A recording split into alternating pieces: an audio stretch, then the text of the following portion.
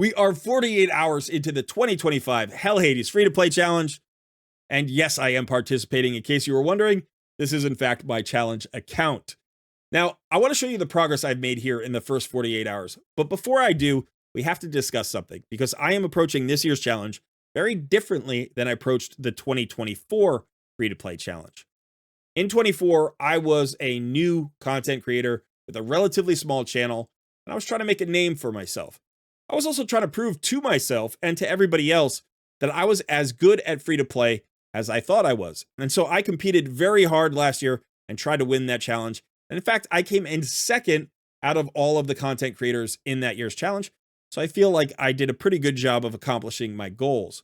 However, this year, life is different for me. I am a new father. I have a 9-month-old baby boy here at home, and he is my priority and my focus.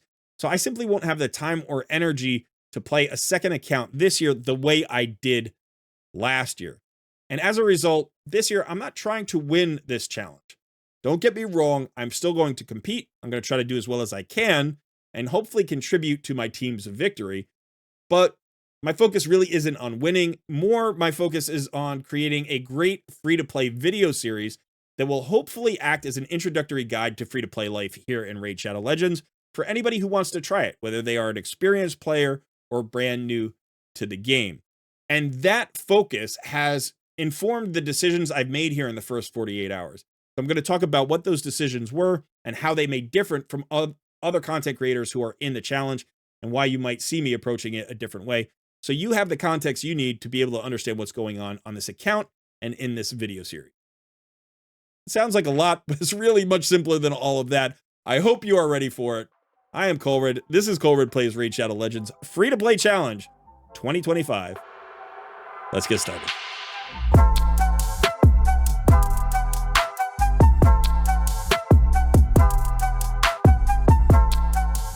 Just a quick reminder, I live stream every Tuesday at 1 p.m. Eastern Standard Time. Those are my Takeover Tuesday live streams where I give away free account takeovers to members of my Discord community. So if you are interested in your chance at a free takeover, or you just enjoy takeover content, you should come check it out. We always have a good time.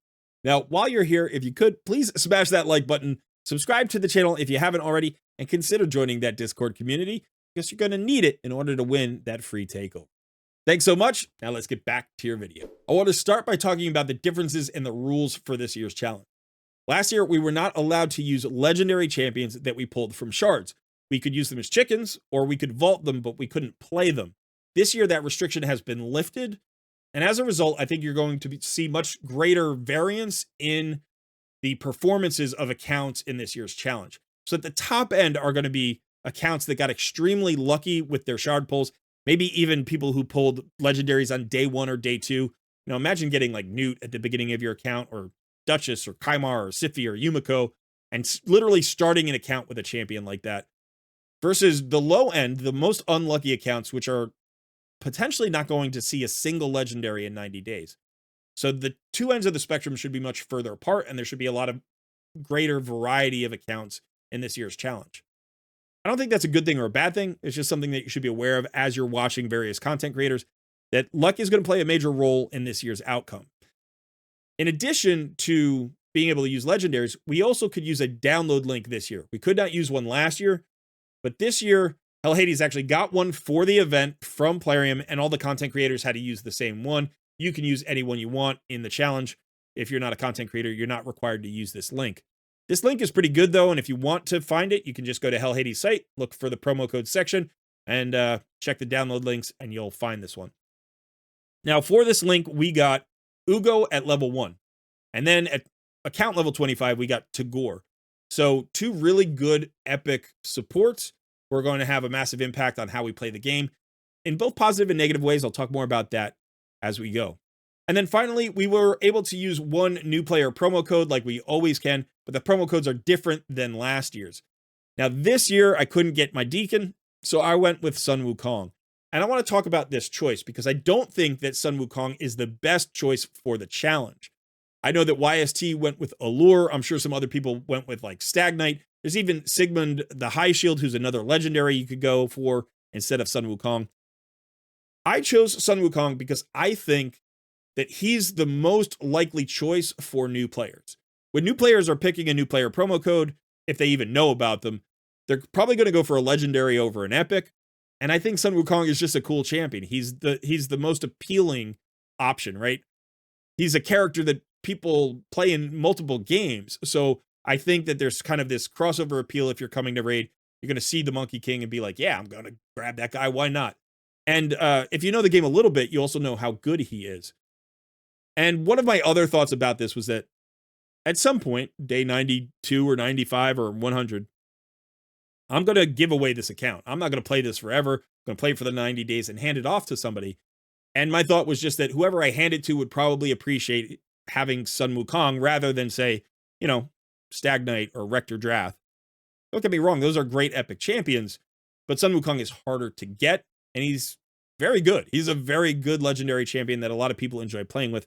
So I just figured I would pick it for whoever inherited the account later.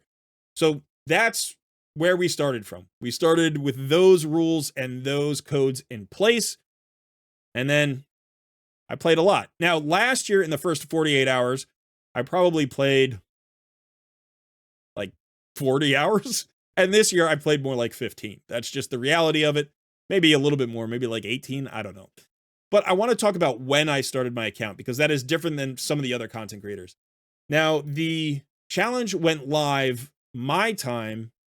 I think it was 3 p.m. So that is 4 hours before server reset my time. And that's true for everybody, regardless of where you are in the world. The challenge started 4 hours before server reset. And it was my wife's birthday. I did not start at that time. I waited for the server reset. So I'm going to show you my Alice chase because we all are going to get the free legendary Alice 7 days in. But if you started 4 hours before the server reset, that's your day 1. And then after the server reset is day 2, even though you've only been playing for 4 hours and 1 minute, right? You hit that second day. So that means 48 hours in, you're actually on day 4. And as you can see, I'm only on day 3 because I started my account after the server reset. So you should know that about my account. I'm basically 1 server day younger than everybody else, although I started my account only 4 hours, or actually about 5 hours later than the beginning of the challenge. So I have 1 less piece of gear. I'm going to take 1 extra day, 1 extra server day to get to my Alice, and that's going to impact the way this plays out. That also changes my timers quite a bit because, like, I don't get my login reward until basically I've played a 24-hour cycle, as opposed to, you know, like getting that extra 1 at 4 hours. So I'm going to be like 1 day slower to this 500 energy, stuff like that. That's going to be impacting my progress. I'm not worried about it. I don't think it's going to have a major impact on where I finish in this challenge. But if you're looking at the timers of my account and you're wondering why it looks different than other content creators you saw, it's because I started on the second server day, not on the first one. And by the way, you could start now. If you are interested in this challenge, you could start now, even though we're on day 4, and you'll get your points tracked and everything. And I don't think 4 days is a huge difference in a 90-day challenge. It would be very, very difficult to finish like in the top 10% probably. But I think you can still outperform a lot of people, even if you start now, if you're doing the right thing. And then finally, one thing I wanted to talk about was that I will not be making decisions just to get points in the challenge. I'm going to try to be playing this account as if I were using it long-term, past the 90-day mark, and that my goal was to have as healthy a free-to-play account at any stage of the way as I am capable of creating. So basically, I'm not going to be sacrificing champions in a bad way. I'm not going to be YOLOing shards at all. In fact, I have not pulled a single shard. I have pulled some mystery shards. I should say that. I pulled some mystery shards. I've not pulled any of my ancients, any of my voids. I haven't even gone after my sacreds yet. And my goal with this is to try to be able to complete the next 2 fusions. I'm not going to be able to complete this fusion, but I will be able to complete, hopefully, the next 2 fusions. If they're bad champions, I may not pursue them, but I may anyway, just because the first 2 fusions for a new account might be extremely influential. I will, in this fusion, be going after Sabbatha. You can see I already have 75 fragments. I think I'm likely to get 2 copies of her during this fusion. It's relatively easy to pick up these fragments at the time being. I don't have access to all of the tournaments yet because I'm still in the novice tournament. You can see the novice tournament has finished. That's 48 hours after it starts. I came in third here. I actually was making a surge, but I kind of ran out of time. Like I said, I didn't play as many hours as I played last year. So I finished in third. I would have rather been in second or first because I think those are better rewards. But you can see the point totals here are much higher than they typically are. By the way, I'm not claiming this energy reward because I want that to go into my mailbox. And that's just a good point of, like, I'm always doing this. If I can pull energy that has a number attached to it, like if I can go here, and get 200 energy or something from my monthly, I am more likely to pull that than a refill. Because remember that the refill gives you your max energy. So in this case, it would give me 97. But when I level up, this energy is going to increase. I've leveled up many, many times without using any refills that I didn't have to. And as a result, these refills went from being worth 50 energy to now being worth 97 energy to hopefully being worth 115 energy before I have to pull them. I have them for 90 days. They would last longer than the challenge. So I may never have to pull these, but I probably will to complete that first fusion in a month's time. So that's sort of where I'm standing on the energy. I'm going to go ahead and show you. I should probably start with my roster. I made some mistakes with this roster. First of all, I'd never started with a legendary before, so this time I started with Wukong on day one. Like, I've gotten 7-day login reward legendaries, but I invested some into Wukong. Like, I leveled him all the way to 50. And I realized that all of that experience normally would go into making chickens that I would then put into my starter to try to get her to 6 stars. Simultaneously, I was also leveling up Ugo to 40. So normally I have one epic. Like last year, I had Mordecai, and I was leveling him up simultaneously with my starter champion. But this is an additional legendary on top of that epic that I would normally have anyway. And then I got another epic at 25 who I also leveled up right away. And so as a result, I'm sitting here with a lot of 40s, many more 40s than I normally would have, and 2 50s as opposed to 160. Now, I'm sure somebody's gotten a 60 already, but it definitely slowed me down. And what I did after getting Wukong to 50, and I still had Athel at 40, I think, I realized I just made Wukong my farmer for the time being, and then I worked on getting my Athel up. And now I'm going to try to shift gears. I'm not going to invest very much into Wukong moving forward. He's great in Arena. I'm going to build him better, but I'm not going to book him. I will try to get him to 3-star Ascended because I want his, self-revive. That's a really important skill. But I'm not going to worry too much. You can see I already invested in a lot of Ascensions. I spent too much time in the potion keeps because I had so many champions that I wanted to ascend. And then there was another thing that was a distraction, which was the event dungeon. And I think the event dungeon is actually going to be really influential in this year's challenge. Pinpoint gear is the best gear that you can get access to. And here you can get both pinpoint gear and pinpoint accessories. And so you're going to get better accessories here than you could possibly get from Spider. And you're going to get it faster because this is an easier dungeon than Spider. So I think that I spent some time in here and I got a few pinpoint pieces, but then I got out of here because I realized it was a distraction. And so I started focusing more on campaign and getting Athel up to speed. My campaign is I've completed normal and hard, but I have not 3-starred everything. I haven't even tried. So I just pushed normal through hard into brutal. And I am now getting through brutal because really what I want to do is get to 12-3 brutal, have a 6-star farmer there, because that's the most efficient place to get silver and XP and really farm campaign. Once I get there, then I'll worry about all of the stars, and I'll try to get my various shards for the fusion. Now, there was a 2x Sacred Shard event that was going on. In fact, it's still going on for just a few more hours. Probably by the time you see this video, it'll be over. But I thought about going for a shard pull here. And honestly, I don't think it's the best idea. At least the way I'm playing the game. Because I get Alice in 4 more days. Is that what it is? I get Alice in 4 more days. I already have Wukong. I have 2 legendaries. And I don't have any legendary books, and I'm not likely to be able to book either of these champions quickly. What I would like to do is make Alice my second 6-star. That's my goal, is to get Athel to 6-star. And then as soon as I get Alice, hopefully in the first day or two, to get her to 6 stars, And so I'm saving gems. I bought Athel's masteries. So as soon as she's 6 stars, she'll have all of her masteries. And then I'm going to do the same with Alice. I'm going to buy her masteries. And in addition, now we didn't always get this, but now we have, let me see if I can find this. Yeah, we have a barrel. We got a free barrel this year. And so I'm going to use that on Alice. And if you use a barrel in conjunction with gems buying masteries, you can basically max a champion out instantaneously. You can get him to 60 and get him fully masteried. And so I will have to spend some time in the magic potion keep to make sure like I have the full ascension available for Alice the day she hits. So literally the day she hits, I want her 6 stars, fully awakened or ascended or whatever it is. I think it's awakened, fully awakened and fully masteried. And I think that's going to be the key to my approach. And then I'm going to book Alice, and I'm not going to worry about Wukong, and I'm not going to worry about any legendaries until next month's fusion. Remember that the reason Alice is going to be so influential this year isn't just that she's a great champion. So you might think Wukong's a better champion than Alice, but if you go to the chase, on day 14, you're going to get a 2-star soul.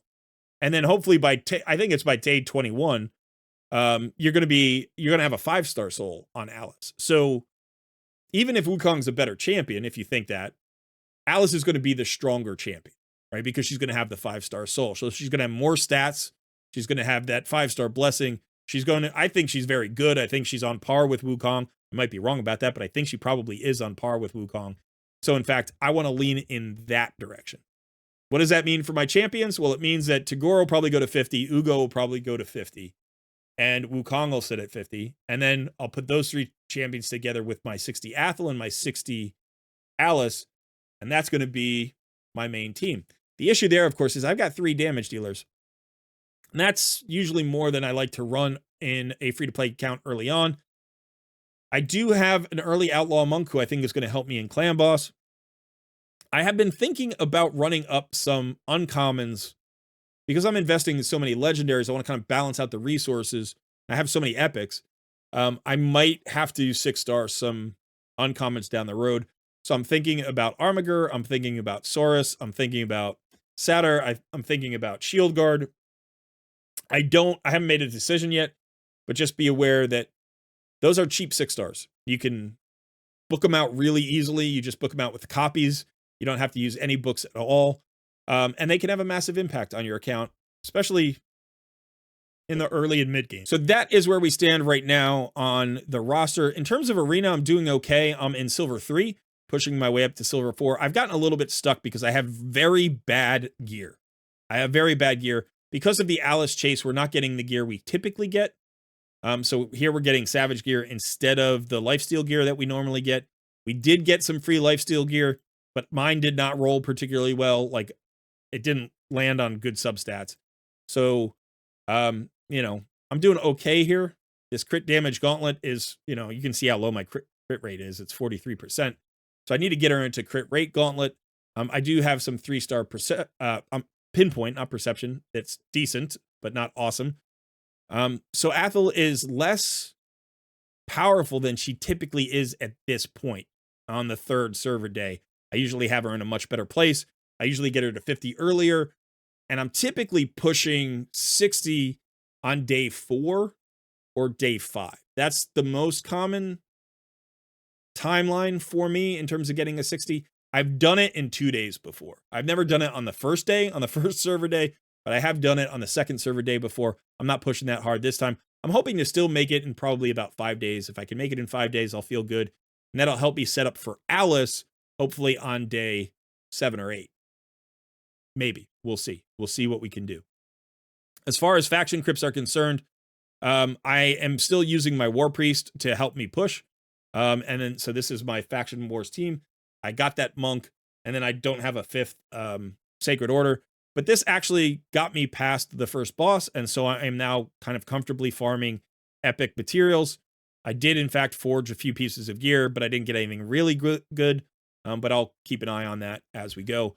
I'm about to unlock Doom Tower. No, not Doom Tower. When's Doom Tower? That's level 40. I just unlocked the Forge. What's the next unlock? I forget. There's something at 35, I think. So that's, you know, I'm going to keep pushing. I think I'm probably a few days away from 40. I don't know how long it takes you to get to 40, maybe a week. So probably 3 or 4 days from 40, but maybe it'll be faster than that. Who knows? I kind of forget. It's been a while since I rolled up a new account.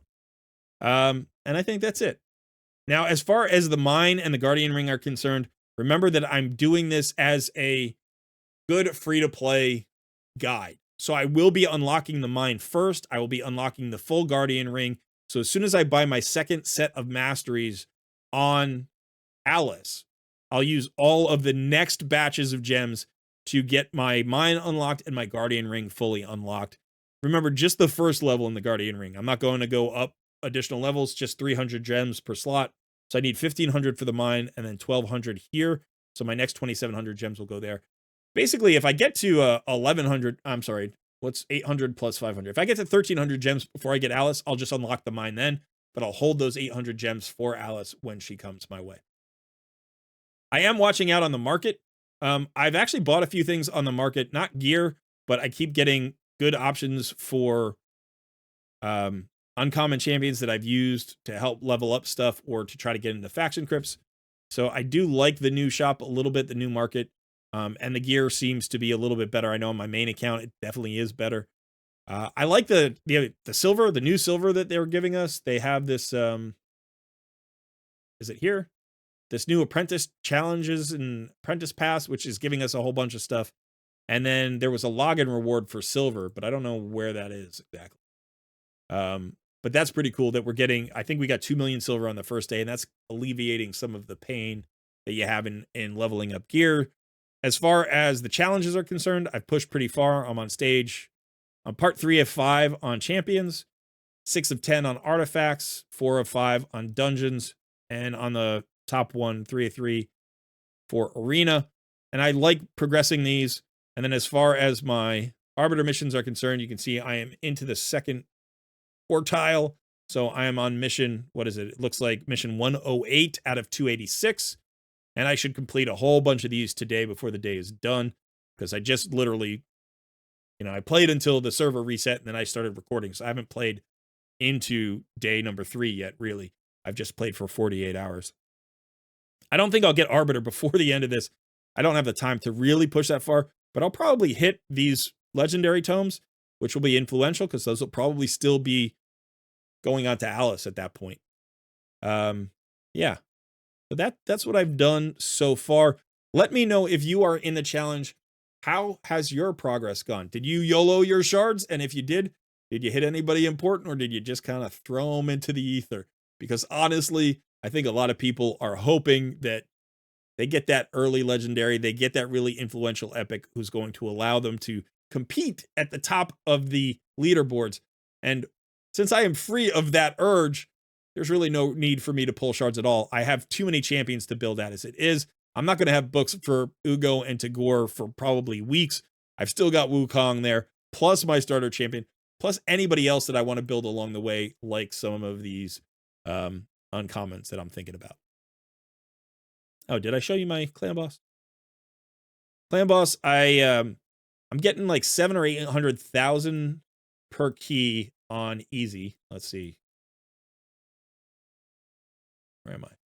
There I am, 1.77 million on 2 keys. So that's what? That's almost 900,000. And then on normal, I think I did 1 key and I got 850,000. So doing okay there for so early on. I think the 2 supports of Ugo and Tagore are really valuable there. Wukong is not particularly valuable in Clan Boss, so I'll probably swap him out as soon as I get Alice, because at least Alice can extend buffs, and you know, does she have some? I don't know. Maybe I guess it depends on affinity. Maybe what happens there. But eventually, I'm going to be looking for somebody like Frozen Banshee to replace, you know, these champions and get a good poisoner in there or an HP burner or something. I think that's it. I think I've covered the entire account. If you have any questions, let me know in the comments below. I will try to cover all of the aspects of this account in the videos in the days to come.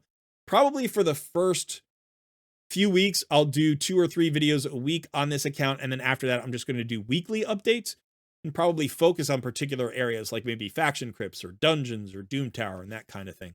But if you want to see more of the content, you can let me know that as well. I'm certainly not against doing more videos. I just don't want to oversaturate the market because everybody's in the challenge and everybody's doing videos on it. So you can let me know what kind of content you want to see. Okay, that is it for me today. Thanks so much for hanging out. Thanks for listening to my spiel on the challenge this year and why I'm going to be doing it a little bit differently. And I hope you think that's a good idea. You can also let me know about that in the comments below. All right, thanks so much. I've been Colred. I will see you in another video soon.